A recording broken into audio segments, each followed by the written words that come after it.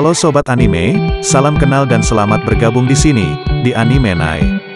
Di channel ini kita akan membahas semua tentang anime, dan buat kalian yang suka dengan pembahasan seputar anime jangan ragu lagi. Langsung aja subscribe dan nyalain loncengnya, biar kalian enggak ketinggalan video-video terbaru di sini. Baiklah, mari kita langsung masuk ke kontennya.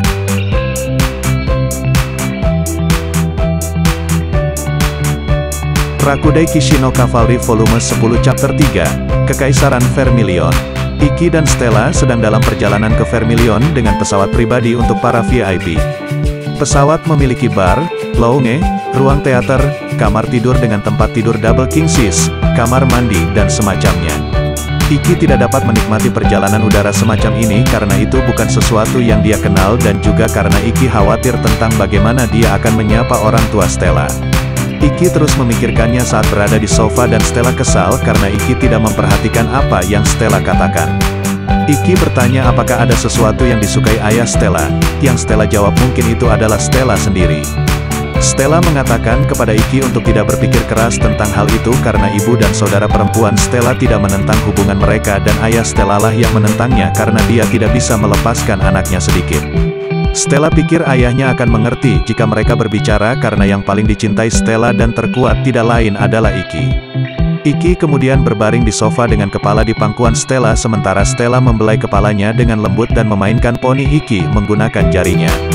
Momen yang sangat membahagiakan ini membuat Iki berpikir jika pertemuan dengan orang tua Stella akan berjalan dengan baik.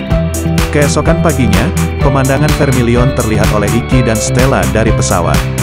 Kekaisaran Vermilion adalah sebuah negara di sudut Eropa yang berada di sepanjang pantai yang menghadap ke Laut Utara. Awalnya itu adalah bagian dari negara tetangganya Kretliland sampai memperoleh kemerdekaan ratusan tahun yang lalu. Industri utama meliputi peternakan, pariwisata, ekspor bunga potong dan gas alam. Ciri terbesarnya adalah kesetiaan rakyatnya terhadap keluarga kekaisaran. Selama Perang Dunia Kedua, orang-orang menyembunyikan keluarga kekaisaran dari Nazi sampai penarikan penuh mereka. Kesetiaan ini didirikan kembali ketika Kaisar Vermilion pertama memimpin perang melawan kerajaan Kretliland. Seorang adipati di Kretliland bernama Vermilion memimpin pemberontakan melawan kerajaan karena dia tidak tahan terhadap tirani melawan orang-orang yang lemah. Akibatnya sang duke dan beberapa orang memperoleh kemerdekaan dengan duke sebagai kaisar pertama di negara baru mereka, Vermilion. Bahkan hingga saat ini dedikasi Kaisar Vermilion yang pertama untuk membantu rakyatnya masih belum dilupakan dan cinta antara keluarga kekaisaran dan rakyat menjadikan seluruh negeri sebagai satu keluarga besar.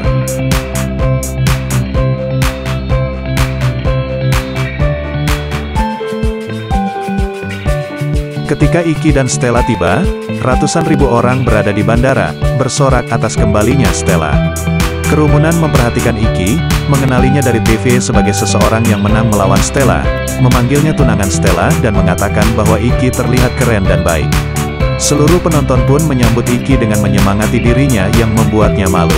Ada sebuah mobil menunggu mereka dan keluarlah wanita mungil dari sampul volume yang mirip dengan ukuran nenek. Dia memperkenalkan dirinya sebagai ibu Stella, Astrea, dan Iki menyapanya kembali. Astrea mengatakan bahwa Iki tampaknya anak yang sopan.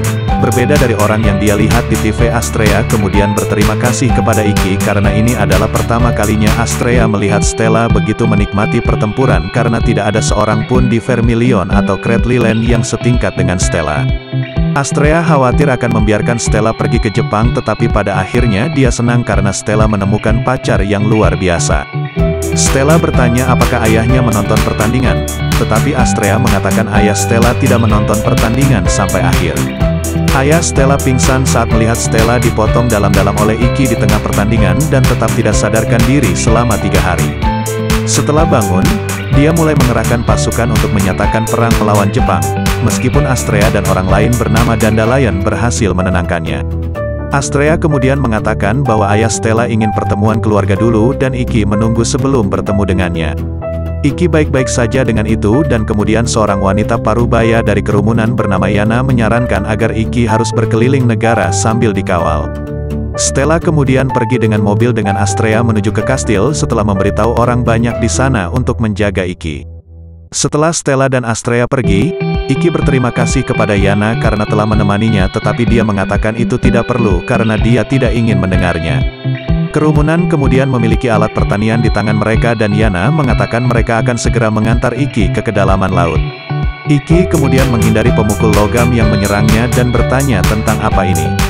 Kerumunan mengatakan hal-hal tentang Iki menjadi pelacur pria, menjadi bajingan terkenal di Jepang, membuat Stella yang tidak berpengalaman dalam cinta melakukan permainan peran budak, mencemari putri mereka yang berharga, dan bahwa Iki seharusnya tidak berpikir bahwa dia bisa melakukannya. Iki menyadari kesalahpahaman saat hubungannya dengan Stella terungkap ke publik masih belum terselesaikan di sini.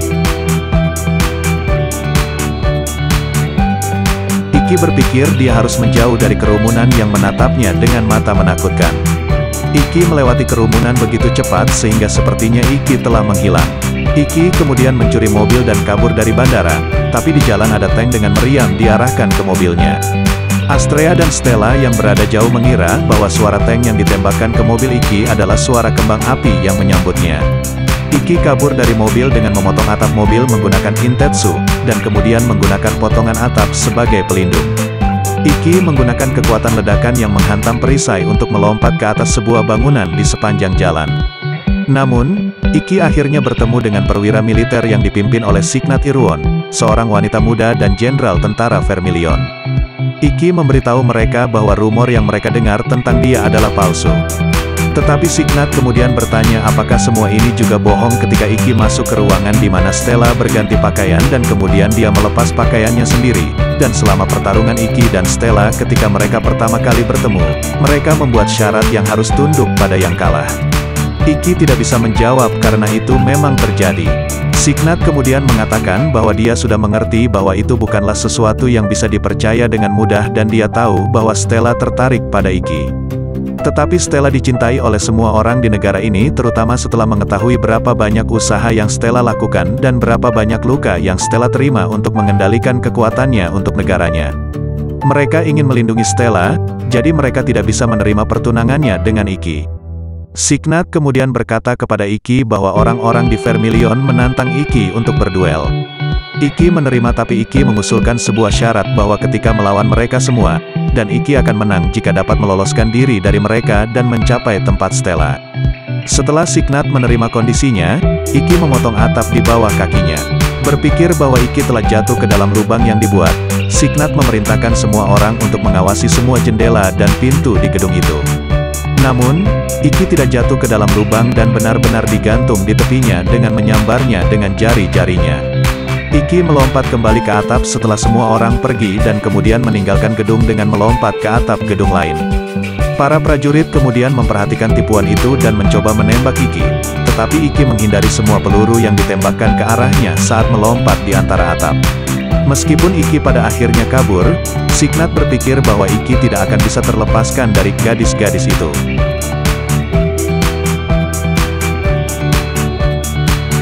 Kemudian di atap lain, Iki diserang oleh tombak berbentuk trisula yang muncul dari bawah atap.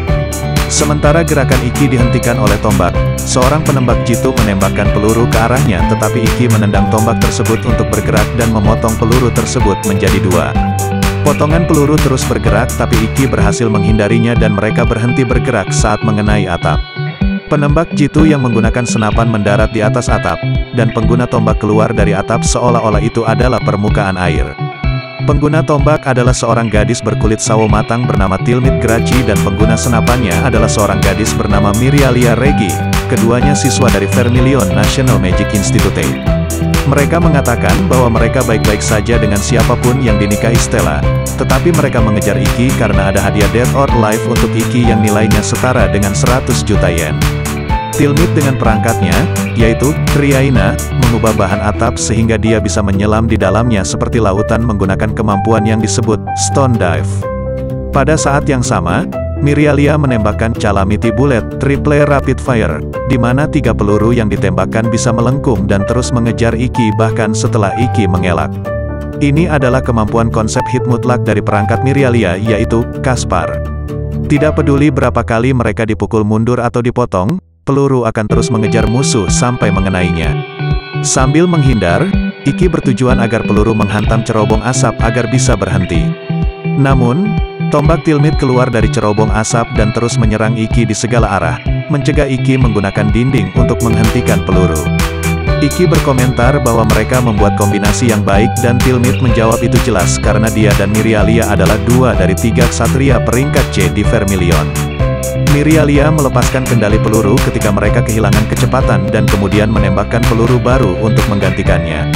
Iki kemudian memutuskan untuk pindah ke gedung lain dengan melompat dan Mirialia menembakkan peluru baru pada Iki saat dia tidak berdaya di udara. Tapi saat mereka mendekati Iki, ada kilatan cahaya dan pelurunya kehilangan daya dorong dan jatuh ke tanah. Iki telah membatalkan seni mulia Mirialia yang membuat Mirialia bingung, tapi Tilmit yang memiliki pengetahuan seni bela diri mengerti. Kemampuan Mirialia hanya menjamin lintasan dan tidak memberikan akselerasi ulang pada peluru, dan Iki menyebabkan offset ke energi kinetik dalam peluru dengan memukulnya dengan energi yang sama persis. Tilmit kemudian menggunakan Dolphin Cruise, yang dengan kuat menendang dasar laut atau atap dan naik dengan cepat ke permukaan. Tilmit kemudian melompat keluar dari dinding gedung dan menuju ke arah Iki yang berada di gedung lain. Kemampuannya untuk menyelam juga dapat mempengaruhi perangkat lawan dan bahkan jika Iki bertahan, tombak Tilmit akan meluncur melalui perangkatnya seperti air dan mengenai Iki. Namun, Iki menggunakan Teni Muhu untuk menangkis dorongan yang masuk dan menjatuhkan Tilmit dengan perangkat Iki yang dalam bentuk ilusi. Tilmit yang kehilangan kesadaran sedang berguling menuruni lereng atap dan setelah Mirialia menangkapnya, Iki tidak lagi terlihat. Ketika Stella tiba di kastil, ayahnya, Sirius, datang dengan terbang mencoba menciumnya dan Stella memukulnya. Astrea yang melihat ini melontarkan perasaan menakutkan. Stella mengatakan mereka harus segera memulai pertemuan keluarga bahkan tanpa kehadiran saudara perempuannya sehingga Iki tidak perlu menunggu lama tetapi Sirius mengatakan tidak perlu khawatir. Sirius hampir saja mengatakan bahwa Iki mungkin tidak akan berhasil di sini. Astrea bertanya apakah Sirius sedang merencanakan sesuatu yang buruk tetapi dia menyangkal sambil tertawa dengan keringat dingin di dahinya. Dia berpikir bahwa bahkan Iki yang telah mengalahkan Stella 2 kali seharusnya tidak dapat melewati penjaga kekaisaran Vermilion yang telah bersumpah setia kepada kekaisaran dan akan memberikan hidup mereka demi Stella. Sins berpindah setelah keluar dari kota kastil di perimeter luar ibu kota. Iki tiba di sebuah jembatan yang menuju ke daerah pemukiman kelas atas di mana dia bertemu dengan sekitar 50 orang. Mereka memperkenalkan diri mereka sebagai penjaga kekaisaran Vermilion. Separuh penjaga yang memblokir jembatan tiba-tiba mengeluarkan darah dari mulut mereka dan jatuh. Beberapa dari mereka pingsan meskipun mereka telah memainkan NTRROG sampai batas tertentu untuk bersiap. Kapten mereka mengatakan untuk tenang karena mereka telah mendengar tentang hubungan Iki yang buruk dengan keluarganya dan skandal palsu yang mereka buat. Kapten kemudian menunjukkan foto majalah Iki yang mengungkapkan hubungan Iki dan Stella kepada publik sebelumnya. Kapten menghentikannya dengan memukulnya karena itu terlalu gegabah dan mereka bisa dihancurkan jika Iki mengiyakan. Kapten juga mengatakan itu juga mungkin Iki berbohong dan mereka semua bangkit kembali setelah kata-kata dorongan dari kapten mereka. Iki memanifestasikan perangkatnya dalam bentuk ilusi untuk melawan 50 Blazer tetapi mengalami kesulitan untuk menjatuhkan mereka karena kemauan yang kuat. Kemudian, selembar kertas keluar dari pakaian mereka yang robek dan jatuh ke kaki Iki. Ini adalah foto Stella dengan pakaian renang dan Iki menyadari bahwa setiap orang pasti memiliki hal yang sama. Iki membuat senyuman yang membuat mereka gemetar dan mereka mengira bahwa putri mereka membawa iblis dari Jepang. Sins berpindah di mana Stella berbicara tentang betapa hebatnya Iki. Sirius berpikir mengapa belum ada yang mengalahkan Iki meskipun dia hanya memiliki kekuatan bertarung sederhana dari peringkat F. Stella mengatakan bahwa Iki harus dipanggil ke sini sekarang tetapi Sirius menyuruhnya menunggu. Meskipun Iki adalah pria yang baik, pernikahan adalah masalah yang berbeda karena Stella adalah putri kedua Vermilion dan itu adalah masalah politik. Sirius mengatakan adik perempuan Stella, Luna, perlu berada di sini untuk membahas masalah serius ini. Stella dengan enggan setuju untuk menunggu dan meninggalkan ruangan untuk menjemput saudara perempuannya. Sirius juga meninggalkan ruangan untuk memanggil pengawal istana tetapi tidak ada yang menjawab, yang membuatnya bertanya-tanya apa yang terjadi di luar. Sekitar waktu yang sama, Iki tiba di dekat kastil setelah mengirim semua penjaga istana ke rumah sakit dan membuang foto mereka. Dinding yang mengelilingi kastil dijaga ketat sehingga Iki memutuskan untuk pergi ke atap sebuah bangunan sehingga dia bisa melompati dinding yang mengelilingi kastil, tetapi seorang lelaki tua telah menunggu di sana. Orang tua itu adalah Daniel Dandelion, kepala cabang Liga Bangsa-Bangsa Penyihir Kesatria di Vermilion dan instruktur teknik pedang Vermilion. Dia memanifestasikan perangkatnya yaitu Lionheart, yang merupakan rapier panjang, dan Iki dapat mengatakan bahwa dia kuat. Iki mencoba pindah ke lokasi yang lebih baik tetapi Iki dihentikan oleh tembok yang tak terlihat. Seni mulia Dandelion, yaitu Blood Circle, adalah kemampuan tipe penghalang yang dapat menciptakan medan duel untuk situasi 1 lawan 1 tanpa campur tangan dari luar, yang berguna jika ada seseorang yang ingin dia lawan. Satu-satunya cara untuk melarikan diri adalah mengalahkan Dandelion dan Iki setuju dengan memanifestasikan perangkatnya.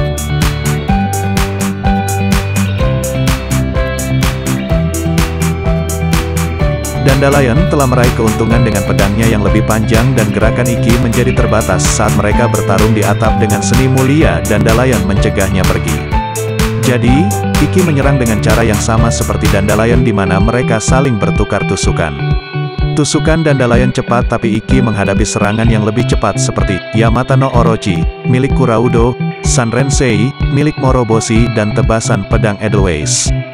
Dorongan Iki menjadi lebih cepat yang membuat Dandelion kewalahan dan Iki semakin mendekatinya sampai Dandelion berada di tepi atap. Dandelion harus melepaskan penghalang dan melompat dari atap, dan jika dia melakukannya maka Iki akan bisa melarikan diri dan bergerak menuju kastil.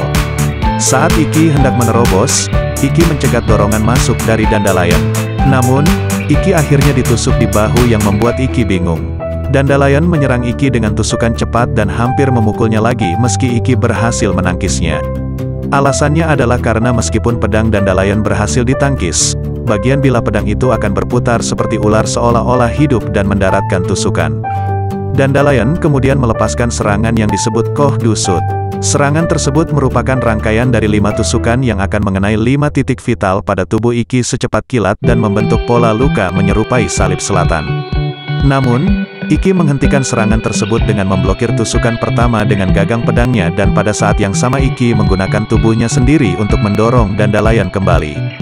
Dandelion kagum dengan permainan pedang Iki dan Iki mampu menghentikan serangan yang dia lihat untuk pertama kalinya. Iki juga menganggap permainan pedang Dandelion menarik karena pedangnya terlihat seperti rapier tetapi bilahnya memiliki kelenturan aneh yang memungkinkannya menekuk seperti armada. Dandelion mengatakan bahwa fleksibilitas adalah perangkatnya, nilai jual Lionheart dan membuat Iki tidak mungkin meniru tekniknya dengan Blade Steel. Dandelion telah mempelajari Iki sehingga dia bisa mengetahui langkah Iki selanjutnya. Dia mengatakan bahwa tempat mereka berada tidak memiliki cukup ruang untuk Shinkiro untuk digunakan dan fleksibilitas Lionheart menyulitkan Dokugan no Tachi untuk menjadi efektif, jadi Iki akan menggunakan Saigeki selanjutnya. Inilah yang sedang dipikirkan Iki karena kelenturan pedang Dandelion membuatnya sulit untuk memiliki kekuatan apapun dan oleh karena itu mengalahkannya dengan Saigeki seharusnya paling efektif.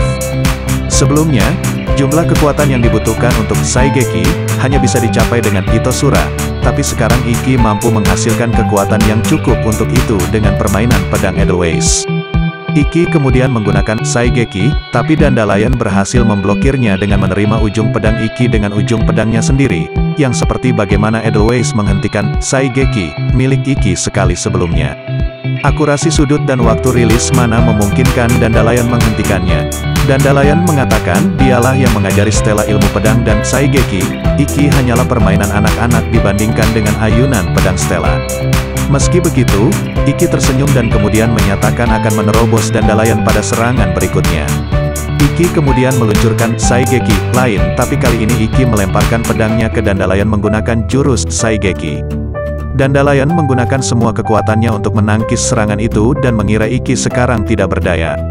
Namun, Iki telah melepaskan Suka Ito Intetsu, atau benang pada pegangan katana, dan menggunakannya untuk mengayunkan Intetsu, yang ditolak seperti yoyo. Iki menebas Dandelion saat dia tidak berdaya sesaat setelah terkena Intetsu, yang dilempar. Dandelion berlutut berdarah dan mengakui kekalahan meskipun dia bermaksud membuat Iki menggunakan Itosura, setidaknya. Dia kemudian mempercayakan masa depan gadis yang dia cintai seperti anak perempuannya kepada Iki dan meminta maaf kepada Sirius karena tidak dapat menjadi lawan Iki lagi.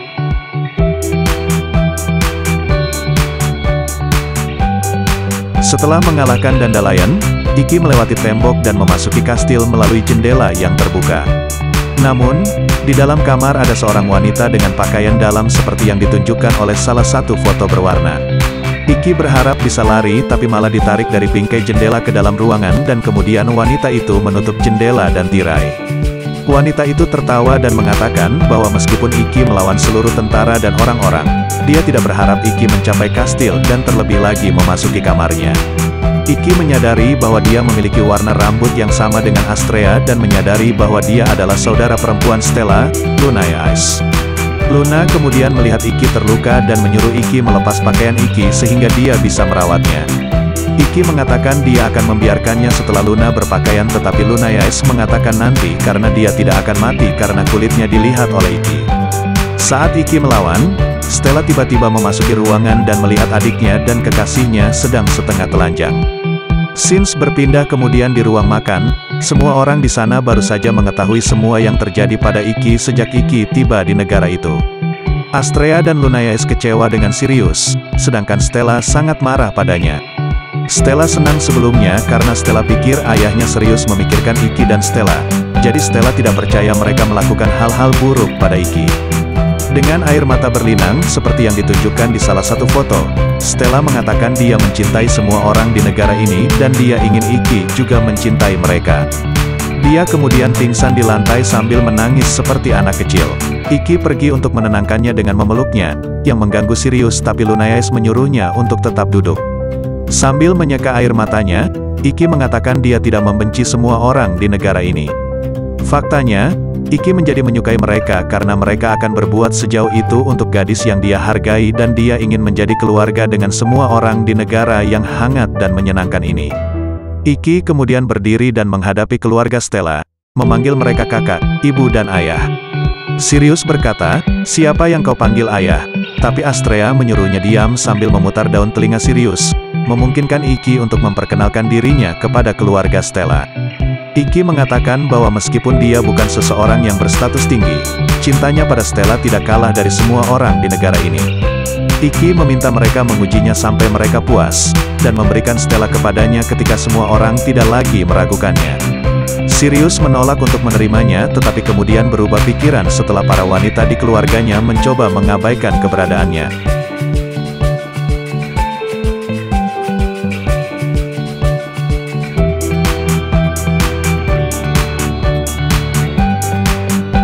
Lunayais tidak menentang tapi dia tidak pernah mengatakan dia setuju, dan dia ingin menguji Iki dengan memberinya tugas. Luna mengusulkan agar Iki membuktikan nilainya dengan berpartisipasi dalam perang yang akan datang antara Vermilion dan Kretlillen.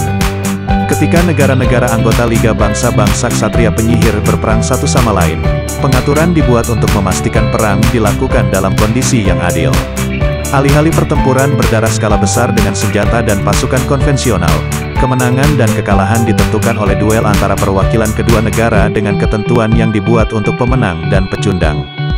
Hal ini memastikan bahwa negara-negara yang lebih kecil memiliki kesempatan untuk menang melawan negara-negara yang lebih besar dan memiliki posisi yang setara, sehingga harmoni antar negara anggota tetap terjaga. Berkat aturan ini, Liga dapat menjadi organisasi besar yang membagi dunia menjadi dua dalam setengah abad terakhir. Perang antara Vermilion dan Kretlillen dilakukan setiap 5 tahun untuk menentukan kepemilikan ladang gas di dekat perbatasan. Dalam perang tahun ini, setiap negara memilih 5 orang sebagai wakilnya untuk berduel dalam 5 pertandingan dan kemenangan akan jatuh ke negara yang memenangkan pertandingan terbanyak. Vermilion belum pernah menang dalam 30 tahun dan jadi jika Iki membawa kemenangan bagi mereka maka tak seorang pun, bahkan Sirius, akan keberatan atas pertunangannya dengan Stella. Sirius menentangnya pada awalnya tetapi setelah Stella berkata, "Katakan, Lunane. Sudah lama menggangguku, tapi siapa paman itu?" Dia langsung mengiyakannya. Iki menerima syarat jika itu yang dibutuhkan agar dia bisa diterima sebagai suami Stella. Lunayais kemudian membuka jendela dan bertanya kepada orang-orang di luar apakah mereka pernah mendengarnya, yang mereka tanggapi dengan sorakan besar. Seluruh percakapan disiarkan ke semua orang di negara itu. Dia menyatakan kepada orang-orang yang tak terhitung jumlahnya di luar kastil bahwa seperti yang mereka dengar, janji telah dibuat. Jika Iki Kurogane membawa kemenangan dalam perang yang akan datang, Kaisar Vermilion Sirius Vermilion akan menerimanya sebagai suami dari putri kedua Vermilion, Stella Vermilion. Dia bertanya apakah ada yang keberatan dan orang-orang di luar tidak keberatan dan bersorak untuk Iki. Lunayes mengatakan semua orang mengharapkan Iki untuk berhasil dan Iki mengatakan dia akan melakukan yang terbaik. Masuk ke chapter 4 dengan judul, Pembukaan Tragedi. Scenes dimulai di mana perwakilan Great Leland untuk perang yang akan datang berada di fasilitas pelatihan di ibu kota negara. Dua orang bernama Lid dan Luke sedang berlatih emisi mana dengan mendorong piston mesin pres raksasa dengan seluruh tubuh mereka. Besarnya tekanan yang dihasilkan pada kedua mesin pres tersebut masing-masing melebihi 2 ton, yang cukup baik karena rata-rata untuk sebuah blazer adalah 500 kg. Dua wanita bernama Mira dan Enalis sedang melatih kontrol mana mereka dengan berlari di kolam sambil membuat perancah yang memanjang ke dasar kolam dengan mana mereka. Pelatihan di kolam dengan arus yang mengamuk ini adalah salah satu pelatihan kontrol mana yang paling sulit yang pernah ada. Pemimpin mereka Johan, pangeran pertama kerajaan Great Leland, datang kemudian dengan berita tentang siapa yang akan mewakili Vermilion dalam perang. Selain Stella, mereka mengharapkan Tilmit, Mirialia, dan Sirius karena mereka adalah satu-satunya blazer peringkat C di Vermilion. Mereka terkejut bahwa anggota kelima adalah Iki, seorang blazer peringkat F, sampai mereka mengenalinya sebagai kekasih Stella dan Raja Pedang 7 Bintang saat ini. Biasanya itu bertentangan dengan peraturan Liga Bangsa-Bangsa Ksatria Penyihir untuk seseorang di luar negara yang terlibat untuk berpartisipasi dalam perang. Tetapi Lunayes telah bernegosiasi dengan Raja Great Leland, ayah Johan, sehingga Iki diizinkan untuk berpartisipasi dalam kasus khusus. Ini akan digunakan untuk menentukan apakah Iki layak menjadi suami Stella. Setelah memahami seberapa kuat Iki, salah satu dari mereka bertanya apakah Johan dapat menggunakan kekuatannya sebagai pangeran untuk mencegah Iki berpartisipasi, tetapi Johan tidak bisa karena Lunayes telah banyak membantunya di masa lalu. Salah satunya menambahkan bahwa Johan memang lemah terhadap Lunayes seperti biasanya. Dia 1 tahun lebih tua darinya dan mereka sudah saling kenal sejak kecil. Ketika mereka pergi ke Universitas Cambridge bersama, dia akan mencegahnya dari membuat kesalahan besar dengan memberinya tamparan yang menyakitkan. Jadi mereka hanya akan fokus untuk memenangkan semua pertandingan yang tersisa. Tilmit dan Mirialia kuat saat mereka bersama tetapi tidak sendiri. Sirius yang dulu disebut Crimson Wild Lion, sekarang sudah melewati masa jayanya. Selain itu, perang terjadi setiap 5 tahun dan meskipun negara pemenang akan mendapatkan kepemilikan atas ladang gas itu juga akan memberikan dukungan finansial untuk perbaikan infrastruktur negara yang kalah. Jadi perang lebih terlihat seperti latihan bersama dan tidak masalah siapa yang menang atau kalah karena kedua negara mendapatkan keuntungan. Luke bertanya-tanya apakah Stella akan punya anak tahun depan dan memberitahu Lid dan Enalis yang baru menikah agar tidak kalah. Lid dan Enalis merasa malu sementara Luke dan Mira tertawa, dan Johan melihat momen ini membuatnya berpikir mereka akan menang melawan Vermilion.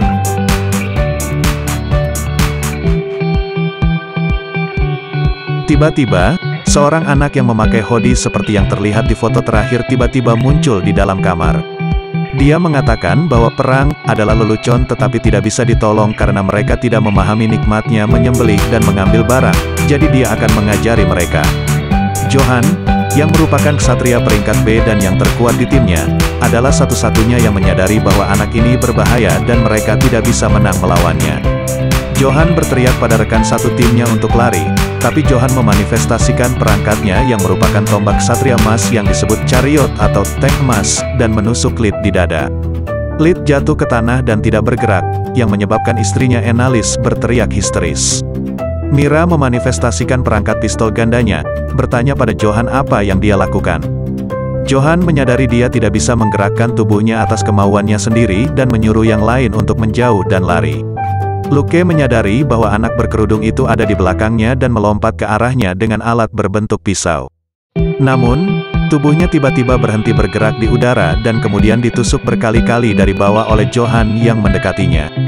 Johan memohon Mira untuk lari dan dia menurut. Enalis memegangi mayat suaminya dan berteriak saat dia ditarik oleh Mira. Saat kedua wanita itu menuju pintu keluar, Johan menembakkan seni mulia, Circus Maximus ke arah mereka. Ini adalah serangan terkuat dan tercepat di seluruh Great Leland, yang ditunggangi oleh Johan dengan kuda emas, yang merupakan wujud sebenarnya dari perangkatnya, lalu menginjak dan menghancurkan semua yang ada di depannya. Di dalam ruangan gelap akibat penerangan yang telah dihancurkan, Johan melihat mayat dua wanita yang seluruh tubuh mereka telah hancur akibat serangan itu. Anak itu bertanya apakah Johan merasa bersemangat karena membantai teman-temannya yang berharga dengan tangannya sendiri, dan Johan menjadi sangat marah dan bersumpah akan membunuhnya. Johan tidak peduli jika tubuhnya rusak dan menyerang anak itu dengan seni mulia. Namun, gerakannya terhenti pada akhirnya dan kemudian perangkatnya dan seni mulia menghilang karena jantungnya goyah. Johan kemudian menarik tubuh Enalys dan merobek pakaiannya, memperlihatkan payudaranya. Dan berkata, meskipun dia sudah meninggal, dia masih hangat jadi kurasa ini akan terasa menyenangkan.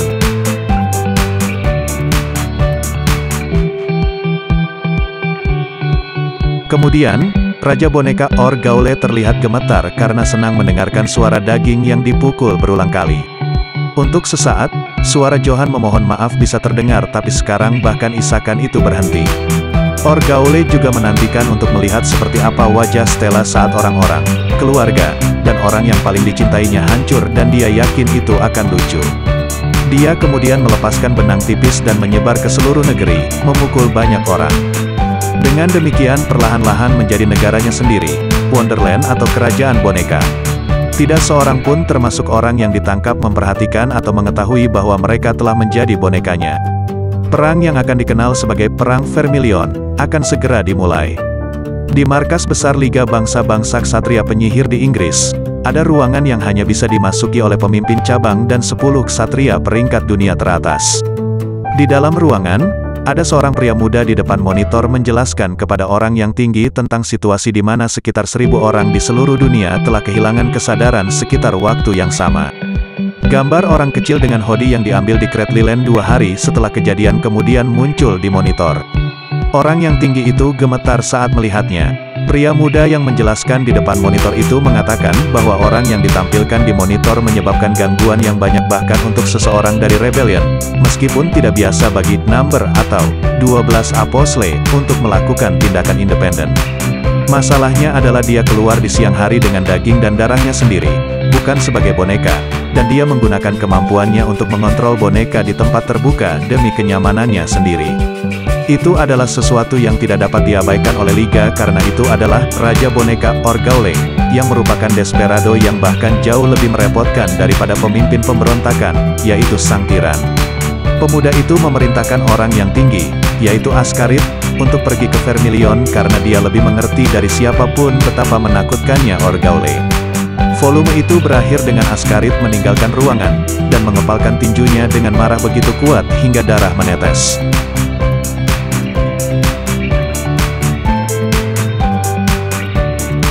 Baiklah sobat anime, sekian jauh pembahasan kita di video kali ini. Jika terdapat kesalahan dalam penyampaiannya mohon dikoreksi dan komen aja di bawah. Jangan lupa subscribe dan bagikan video ini ke teman-teman kalian. Terima kasih karena sudah menonton video ini sampai selesai.